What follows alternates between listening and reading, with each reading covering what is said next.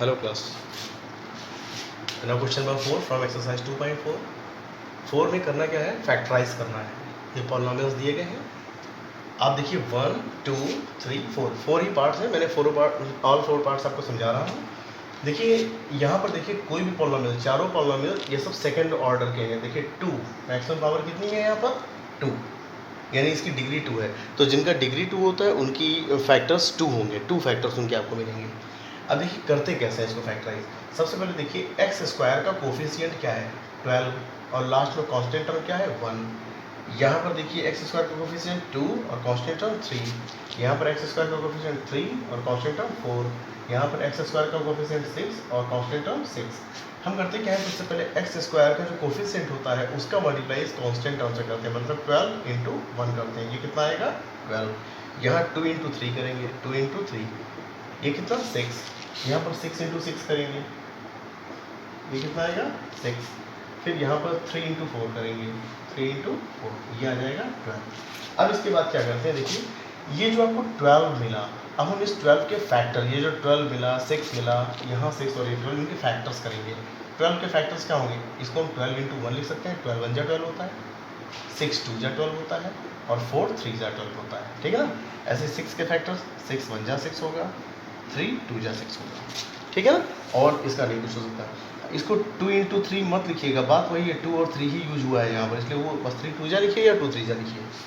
फिर यहाँ 6 के भी वही होंगे, 6 इंटू 1 और 3 इंटू 2, और 12 के यहाँ पर भी वही सेम जो पहले पार्ट में है, 12 into 1 6 into 2 and 4 into 3। In factors को करने का रीज़न क्या है, अब देखिए इसके बाद ये देखिएगा कि जैसे एक्स स्क्वायर का कोफिशिएंट 12 और यहाँ 1 था, तो 12 का 1 से मल्टीप्लाई किया 12 आया। प्रोसेस पे ध्यान दीजिएगा। अब इस 12 के जो फैक्टर्स आए इनमें से वो कौन से फैक्टर्स हैं जिनको ऐड करने पर ये x का जो कोफिशिएंट है, x का कोफिशिएंट क्या है 7, तो 12 इंटू 1, 12 के ऐसे फैक्टर्स जिनका सम 7 हो। तो देखिए 12 प्लस 1 करें तो क्या 7 आएगा, नहीं। 6 प्लस 2 करें तो क्या 7 आएगा, नहीं। और 4 प्लस 3 7 करें तो आ गया 7। यानी कि ये फैक्टर 4 इंटू 3 जो है ये मेरे काम का फैक्टर है। तो हम 7, ये जो 7 यहाँ पर लिखा 7 के प्लेस पर ब्रैकेट में 4 प्लस 3 लिखेंगे, ठीक है। ऐसे ही यहाँ देखिए 2 3 जा, ये 6 और 6 के फैक्टर्स ये आए, तो इनमें से वो कौन से फैक्टर, x का कोफिशिएंट यहाँ पर क्या है 7, तो इनमें से वो कौन से फैक्टर हैं जिनका सम 7 आएगा। देखिए 6 प्लस 1 7, तो यानी यहाँ 7 के प्लेस पर 6 प्लस 1 रखेंगे, सही है। अब यहाँ आइए, याद रखिएगा मैंने बात यहाँ पर सम की है कि ऐसे फैक्टर्स जिनका सम 7 हो, ठीक है। अब यहाँ आइए, यहाँ पर सॉरी ये 6 इंटू 6 36, ठीक है ना। तो 6 6 जा 36, थोड़ा सा रॉन्ग हो गया बेटा, सॉरी। 6 6 जा 36, तो 36 के क्या बनेंगे, 36 के बनेंगे 36 इंटू 1, ओके। और इसको लिख सकते हैं हम 9 इंटू 4, ठीक। 12 इंटू 3, और क्या लिख सकते हैं इसको 6 इंटू 6, राइट, एंड 18 इंटू 2, ये भी तो लिख सकते हैं, ठीक। इस तरीके से फैक्टर्स किए। अब देखिए, अब यहाँ पर 5 का कोफिशिएंट क्या है, तो x का कोफिशिएंट 5 है, तो क्या करेंगे 36 के ऐसे फैक्टर्स जिनको सब्ट्रैक्ट करने पर 5 आए। अब आपको लगा होगा ये क्या, अभी तक हम कहते आए थे कि ऐसे फैक्टर्स जिनको ऐड करने पर कोफिशिएंट मिले x का, और यहाँ हम कह रहे हैं 36 के ऐसे फैक्टर जिनको सब्ट्रैक्ट करने पर।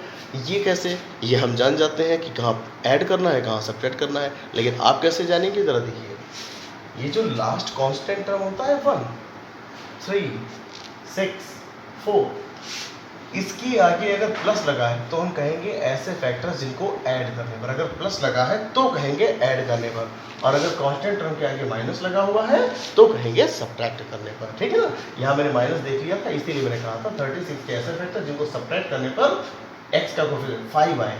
तो देखिए 36 माइनस 1 करने पर कितना आएगा 35, 9 माइनस 4 करने पर कितना आएगा 5, हमें 5 ही चाहिए था, तो ये मेरे लिए काम का फैक्टर है 9 इंटू 4।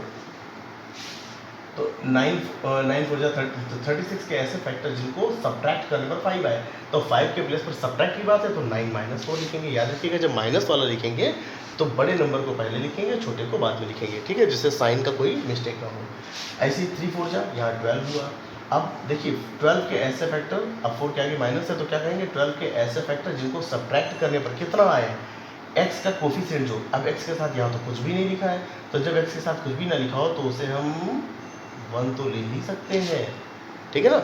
यानी कि 12 के ऐसे फैक्टर जिनको सब्ट्रैक्ट करने पर 1 आए, तो 12 माइनस 1 ये तो 10 हो जाएगा, तो 11 हो जाएगा, 6 माइनस 2 ये 4 हो जाएगा, और 4 माइनस 3 ये 1 हो जाएगा। यानी ये हमारे काम का फैक्टर है, यानी इस 1 के प्लेस पर 4 माइनस 3 पुट करेंगे। तो सबसे पहली जरूरी चीज़ तो यही समझनी थी कि कैसे हम ये 7 को, ये कहते हैं स्प्लिटिंग मिडिल टर्म को हमने यहाँ पर स्प्लिट कर दिया, 2 भागों में बांट दिया। अब इसके बाद ब्रैकेट ओपन कर दीजिए, 12x²। अब ये देखिए ब्रैकेट जब ओपन करेंगे तो x का मल्टीप्लाई 4 में होगा 4x और ये 3x, लेकिन ब्रैकेट के आगे माइनस लगा है तो ब्रैकेट के अंदर के सारे साइन चेंज हो जाएंगे, ये माइनस का 4x और ये माइनस का 3x। इसके बाद में अब क्या करेंगे, इन दोनों जगहों से फर्स्ट 2 टर्म जो है यहाँ से हम कॉमन लेंगे।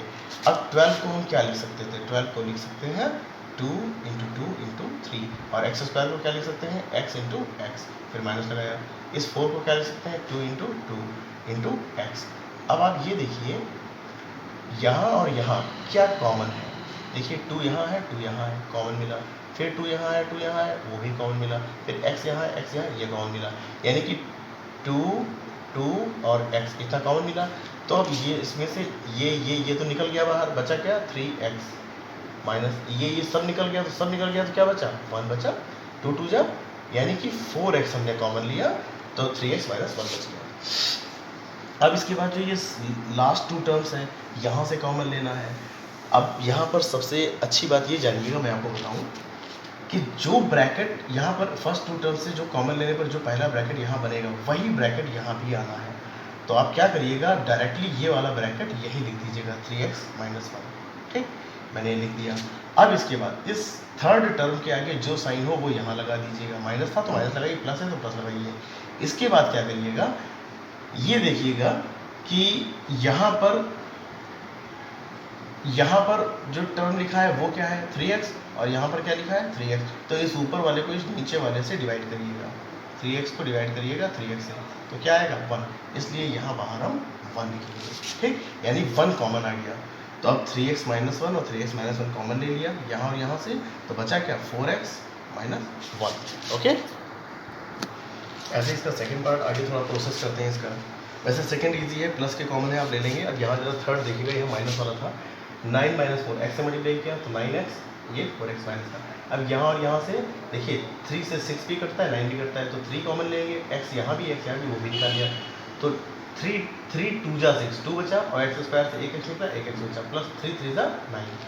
अब यहाँ से हम कॉमन लेना चाहें तो माइनस यहाँ भी हम कॉमन ले लेंगे, और 2 कॉमन मिल जाएगा, 2 2 जा 4x, और यहाँ माइनस कॉमन लेने से यहाँ प्लस हो चुका है, और 2 3 जा 6। ये याद रखिएगा जो ब्रैकेट यहाँ आएगा वही यहाँ जरूर आएगा, अगर नहीं आ रहा है इट मीन्स आपने यहाँ पर कॉमन लेने में गलती की है।